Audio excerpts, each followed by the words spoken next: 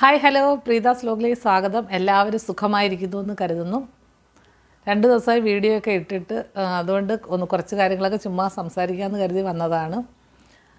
ഇന്ന് ശനിയാഴ്ച 1-ാം തീയതിയൊക്കെ ആയിട്ട് രാവിലെ അമ്പലത്തിലൊക്കെ പോയിട്ട് വന്നു. പിന്നെ കഴിഞ്ഞ ദിവസം ആറ്റുകാൽ പൊങ്കാലയായിരുന്നു. ആറ്റുകാൽ പൊങ്കാലയുടെ വീഡിയോ ഞാൻ ഇട്ടിട്ടുണ്ടായിരുന്നു. വീട്ടിലായിരുന്നു പൊങ്കാല ഇട്ടത്. എല്ലാ പ്രാവശ്യവും തിരുവനന്തപുരത്ത് പോയി ഇടുന്നതാണ്. ഇപ്രാവശ്യം വീട്ടിൽ പൊങ്കാല ഇട്ടു. 1-2 പേർക്ക് നമ്മുടെ കൂടെ വരുന്ന ആൾക്കാർക്കൊക്കെ കുറച്ച് ബുദ്ധിമുട്ടുകളൊക്കെ ഉണ്ടായതുകൊണ്ട് ഒറ്റയ്ക്ക് പോകാനൊക്കെ ഒരു മടിയായതുകൊണ്ട് വീട്ടിലിടാമെന്ന് കരുതി. കോവിഡ് വന്നത് മുതൽ നമ്മൾ വീടുകളിൽ പൊങ്കാലയിട്ട് തുടങ്ങിയായിരുന്നല്ലോ. എങ്കിലും അവിടെ പോയി തിരുവനന്തപുരത്തിൻ്റെ മണ്ണിൽ പോയി പൊങ്കാല ഇടുന്ന ഒരു രസം നമുക്ക് ഇവിടെ കിട്ടത്തില്ല. അതെന്താണെന്ന് അറിയത്തില്ല. അത്രയും അമ്മമാരും സഹോദരിമാരും എല്ലാം കൂടി നിന്ന് നമ്മൾ ആ പൊങ്കാല ഇടുന്ന ഒരു സംതൃപ്തി നമ്മുടെ വീടുകളിൽ പൊങ്കാലയിട്ട അത്രയ്ക്ക് കിട്ടത്തില്ല. പിന്നെ നമുക്ക് ചൂടൊന്നും വലുതായിട്ട് അനുഭവപ്പെടാത്ത രീതിയിലൊക്കെ നമ്മുടെ വീടുകളിൽ ഇടാം. എങ്കിലും അവിടെ നിൽക്കുമ്പോൾ നമ്മൾ പക്ഷേ ഇത്രയും വലിയ ചൂടൊന്നും അനുഭവപ്പെടുത്തേയില്ല. നല്ല തിളയ്ക്കുന്ന ചൂടിലായിരിക്കും നമ്മൾ നിന്ന് പൊങ്കാലയൊക്കെ ഇടുന്നത്. എന്നാലും നല്ല ഒരു അന്നേരം ഒരു ഭയങ്കര ബഹളവും അതിൻ്റെ ഒരു കൊട്ടും അമ്പലത്തിൻ്റെ ഒരു ബഹളവും എല്ലാം കൂടെ നിന്ന് ആൾക്കാരെല്ലാം കൂടെ നിന്ന് ഒന്നിച്ച് അമ്മേ നാരായണ ദേവി നാരായണ എന്നൊക്കെ പറഞ്ഞ് പൊങ്കാല ഇടുമ്പോൾ ഉണ്ടാകുന്ന ഒരു സന്തോഷവും സംതൃപ്തിയും ഒന്നും നമുക്ക് വീടുകളിൽ ഒറ്റയ്ക്ക് നിന്ന് പൊങ്കാല ഇടുമ്പോൾ കിട്ടിയില്ല എന്നാണ് എനിക്ക് തോന്നിയത്. പിന്നെ കുറേ ആൾക്കാരൊക്കെ പറയും അവിടെ പോയാൽ എവിടെയെങ്കിലും വഴിയോരത്തൊക്കെ നിന്ന് അഴുക്കിലും റോഡ് സൈഡിലും ഒക്കെ നിന്നല്ലേ നിങ്ങൾ പൊങ്കാല ഇടുന്നത്, അതിനേക്കാളും നല്ലത് വീടുകളിൽ പൊങ്കാല ഇടുന്നത് നല്ലതെന്നൊക്കെ എല്ലാവരും പറയും. എങ്കിലും അവിടെ അങ്ങനെ എല്ലാ റോഡും നല്ല വൃത്തിയാക്കി ഇടും. അതുപോലെ തന്നെ വീടുകളുടെ മുറ്റമൊക്കെ അവർ കഴുകി ഇറക്കി വെച്ച് നല്ല വൃത്തിയാക്കി നമുക്ക് അടുപ്പൊക്കെ കൂട്ടാനുള്ള സൗകര്യം എല്ലാം തിരുവനന്തപുരത്ത് എല്ലാ വീടുകളിലും ചെയ്ത് തരും. അതുപോലെ വരുന്ന ആൾക്കാരെ എല്ലാം അവർ സ്വീകരിക്കും. ഒരാൾക്ക് പോലും ഒരു വെള്ളം ദാഹിക്കാനോ ഒരു ബുദ്ധിമുട്ടോ ഒന്നും അവിടെ ഉണ്ടാകത്തില്ല. വെള്ളമൊക്കെ ഇഷ്ടം പോലെ പൊങ്കാല അങ്ങോട്ട് തുടങ്ങുന്നതിന് മുമ്പേ ആൾക്കാർക്ക് കൊണ്ട് കൊടുക്കും. അതിന് ശേഷവും എല്ലാ ചൂടുവെള്ളം കോർപ്പറേഷൻ്റെ വകയായാലും ഓരോരോ റെസിഡൻസിൻ്റെ വകയായാലും ഒന്നിനും ഒരു ബുദ്ധിമുട്ടില്ല. നമുക്ക് കല്ല് അടുപ്പ് ഒന്നും വേണ്ട. ഇപ്പം പൊങ്കാല ഇടാൻ ചെല്ലുമ്പോൾ നമ്മളൊന്നും ഇല്ലാതെ അങ്ങോട്ട് ചെന്നാലും എല്ലാം അവിടെ വാങ്ങിക്കാൻ കിട്ടും. വിറവ് എല്ലാം കിട്ടും. അപ്പോഴും നമുക്കത് വാങ്ങി ഇടാവുന്നതേ ഉള്ളൂ. പക്ഷേ നമ്മളൊക്കെ പോകുമ്പോൾ എല്ലാം മിക്കവാറും കലമൊക്കെ ഒഴിച്ച് ബാക്കി എല്ലാ സാധനങ്ങളുമായിട്ടാണ് നമ്മൾ പോകുന്നത്.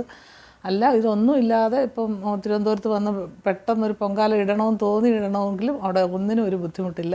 അതുപോലെ അവിടെയുള്ള വീട്ടുകാരൊക്കെ എല്ലാ വീട്ടുകാരും നല്ല സഹകരണമാണ്. അത് വേറെ എങ്ങും നമുക്ക് കാണാൻ കഴിയത്തില്ല. ആഹാരത്തിനായാലും അതുപോലെ വെള്ളം കുടിക്കുന്നതിനായാലും ബാത്റൂം സൗകര്യങ്ങളും എല്ലാം അവരെ ഒരുക്കി തരും. ആരും ഒരു ബുദ്ധിമുട്ടോ ഒന്നും പറയത്തില്ല. ചിലപ്പോൾ ഈ ചെല്ലുന്ന ആൾക്കാർ അവരുടെ വീടൊക്കെ ഒരുപാട് അലങ്കോലമാക്കി ഇട്ടിട്ട് പോവുകയും ചെയ്യും.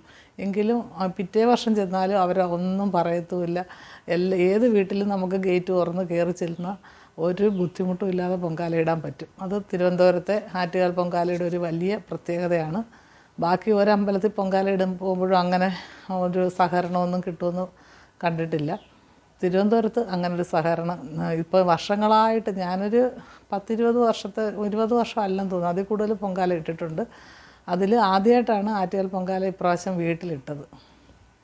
വീട്ടിലിടുമ്പോൾ നമ്മൾ ഒറ്റയ്ക്ക് നിന്ന് പൊങ്കാല ഇടണം. പിന്നെ അത് കഴിഞ്ഞ് നേദിക്കുന്നത് വരെ നമ്മൾ തനിയെ നിൽക്കുമ്പോൾ നമുക്കൊരു വലിയ ബുദ്ധിമുട്ട് തോന്നും.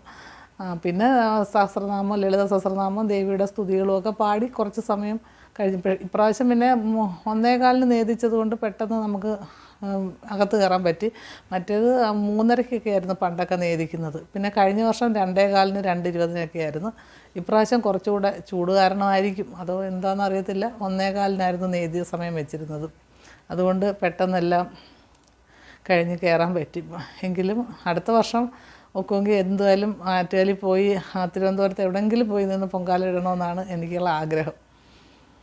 അതിൽ നമുക്ക് ഈ ആൾക്കാർ പറയുന്ന കണക്ക് അവിടെ അങ്ങനെ വഴിയോരത്തൊന്നും പൊങ്കാല ഇടുന്നത് കൊണ്ട് അവിടെ ഒരു ഇതുമില്ല. എത്രയോ കിലോമീറ്റർ പോയാലും അവിടെ എല്ലാം നല്ല വൃത്തിയായി നല്ല നീറ്റാക്കിയാണ് റോഡെല്ലാം അവരിട്ടേക്കുന്നത്. എങ്ങും ഒരു അഴുക്കോ ഒന്നും കാണാനില്ല. ഈ പ്രത്യേകിച്ച് പൊങ്കാല സമയത്ത് നന്നായിട്ട് റോഡെല്ലാം നീറ്റാക്കി ഇടും. അതുപോലെ ആരുടെ വീട്ടിൻ്റെ മുറ്റത്ത് കയറി ചെന്നാലും നല്ല വൃത്തിയാക്കി ഇട്ടേക്കുമായിരിക്കും. നമുക്ക് സ്വാതന്ത്ര്യമായിട്ട് നിന്ന് പൊങ്കാല ഇടാം. പിന്നെ ഇപ്രാവശ്യത്തെ ചൂട് ഭയങ്കര ചൂടായിരുന്നല്ലോ. അതിപ്പം വീട്ടിലിട്ടണൊക്കെയും വീട്ടിൽ ആ ഉച്ചയ്ക്ക് 1:15 സമയത്ത് ഞാൻ നേദിക്കാൻ ഇറങ്ങിയിട്ട് കാല് തറയോട് ചൂടായിട്ട് പിന്നെ ചവിട്ടുമ്പോൾ മാറ്റിയിട്ടിട്ടാണ് ഞാൻ നേദിച്ചത്. അത്രയ്ക്ക് ചൂടായിരുന്നു ഇപ്രാവശ്യം നമ്മുടെ വീട്ടിലായണൊക്കെ.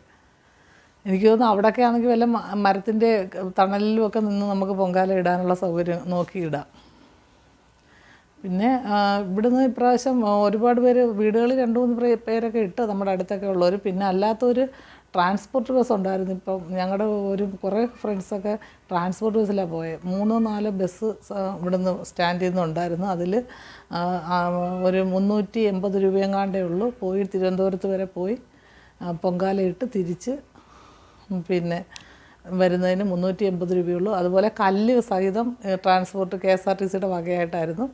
വികാസ് ഭവൻ എന്ന് പറഞ്ഞ സ്ഥലത്തായിരുന്നു, പട്ടത്ത്. അവിടെയാണ് അവരെ കൊണ്ടുപോയത്. പൊങ്കാലയൊക്കെ ഇട്ട് അതിനുശേഷം ആ ബസ്സിൽ തിരിച്ചു കൊണ്ടുവന്നു. ആരെയും നിർത്തി കൊണ്ടുപോകത്തില്ല, നേരത്തെ ബുക്ക് ചെയ്യണം.